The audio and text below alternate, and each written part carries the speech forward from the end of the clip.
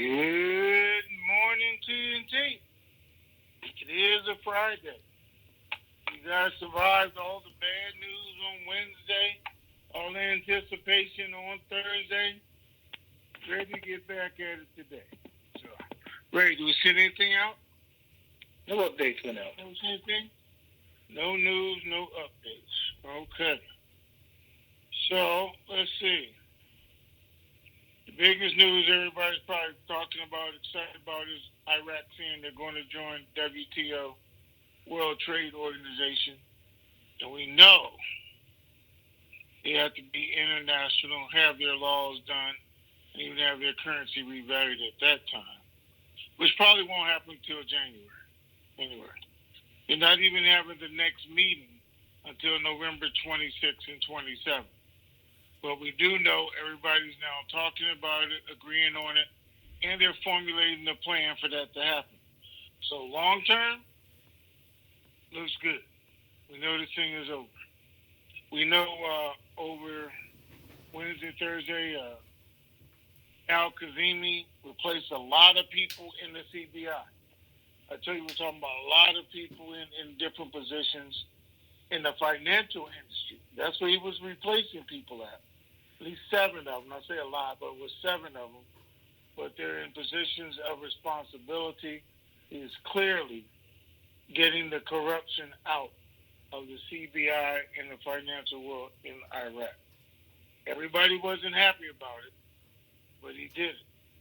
They weren't happy about it because they agreed that they were going to do those things, but through the new financial laws, which haven't been approved yet, through the white paper or the financial reforms, which haven't even been submitted yet.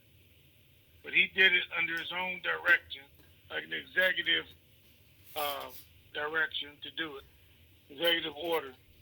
And that's how they put it out there, and he did it, and some people are not happy about it. But again, he's clearing up the corruption. So Parliament goes back tomorrow. They said the first thing they're going to take up is the financial laws that they didn't vote on and pass. So that's supposed to come through tomorrow is what they said. Now, does that mean they're actually going to vote tomorrow? No. It means they're going to talk about it like they've been doing. Hopefully come to some kind of agreement, but I doubt it. So, here's the big thing. Kazemi's on TV today saying that he and Barzani come to an agreement and that he will pay all the farmers' dues for the years 2014 and 2016 right away. That's what he's saying on TV right now. Why is that important to us? 2014, 2016. Well, because Iraq keeps saying they don't have any money. Well, how is he going to pay it right away? All right. TV showing right now the financial committee saying they are waiting on the economic and financial reform papers to be presented to the House Representatives, saying its law as passed in the recent borrowing law calls for 60 days to present the economic and financial reform papers to the House of Representatives. It was supposed to have been done on August the 24th. They still haven't done it yet, but they are talking about it, and it could be presented this weekend. They're now saying that the 2020 budget has been sent to the House as of today. That's what they're telling them on TV. We haven't seen the article yet. But in Iraq right now, they're telling them that the 2020 budget has been sent. So we'll see. Sent to the Council of Ministers and expected to be passed in the House of Representatives. Well, again, they go in tomorrow. The vote could be over the weekend. So we'll see what's going on there. Iraq is actually putting out some good stuff to tell us this is almost over. So during our pandemic here, People didn't have to pay rent. This is here in the U.S. They weren't turning off people's electricity, so they weren't evicting anybody. Um, they weren't foreclosing on any homes, so people didn't have to pay mortgages.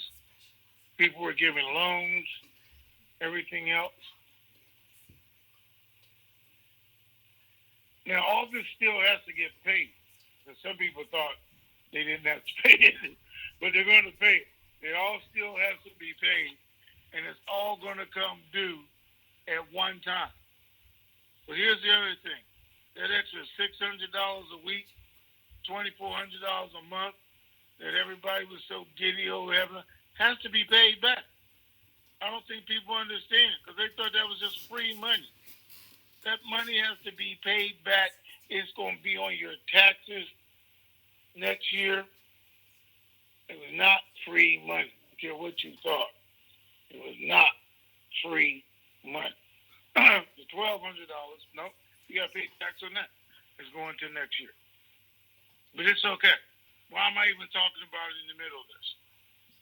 Because Iraq did the same thing. They gave their people loans, payments, everything, just like we did.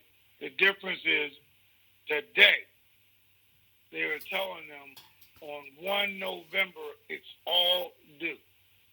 All back payments on loans, rent, mortgage, everything is due on 1 November.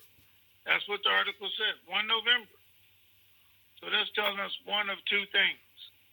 Either it's going to foreclose on everybody on the first, or there's going to be an influx of money to make those payments with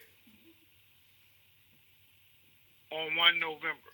And it's lump sum payments. So they think everybody's going to get a whole lot of money and is able to repay that on the 1st of November, which again is a good thing. So, what's going on here? Our own banking system. Some people are still excited. Now, on Wednesday, they told them to go home. We'll let you know when. Wednesday, Thursday, some banks were off. This morning, some banks called them back at 6 o'clock in the morning. Told them they will be working till 11 o'clock tonight. Already told them that. And they will be working throughout the holiday weekend, and they expect a rush of people. That's what they expect. Now, has every bank done that? Not yet. I haven't been able to contact all of them. But the banks we usually deal with are both saying they're expecting something later today, tomorrow morning, but over the weekend. They're once again bringing their people in, and no, Texas is not in. But if I told you guys 100 times, they could go in at 2 o'clock this evening, 4 o'clock this evening. They could be getting ready to go home, and they tell them they're going to stay at the last minute. But something is happening with everybody else. They're getting some type of information that's telling them they're going to have a long weekend. So let's hope it's right. What else did they tell you? Oh, yeah, let's go through the rates real quick. Again, we told you guys there are rates, and you know them. You know, Forex rate, street rate, whatever you want to call it, the basic rate. And we're going to have the contract rate. We're going to have the, what is it? Contract rate. And then how much you have in the treasury rate. That's all. Guys, we have a firm price on a bunch of rates. For the dinar, 381, 28.50. Can it go higher? Yes. It can go higher. The dong, 47 cents, 220. Can it go higher? Yes. It can go higher. The Zim, 11 to 22 cents. Can it go higher? Yes. So the highest we have right now on the Zim was 33 cents with 10 notes, equivalent of 100 trillion notes. You can get 33 cents. Is there a higher rate available than the 33 cents? Yes, it is, but it's based on how much you have. So I can't tell you guys what the rate is because it's based on how much you have. Is there a higher rate on the dong than the $2 or $2.20? And I've been telling you for months that one bank said they were going to go to 6. Another bank said they were going to go up to 8. Well, there is a higher rate than the $8, but it's based on how much you have. And that's why there's no treasury rate being put out, because it's going to be different for everybody. Okay. Did I forget anything, Ray? Nope.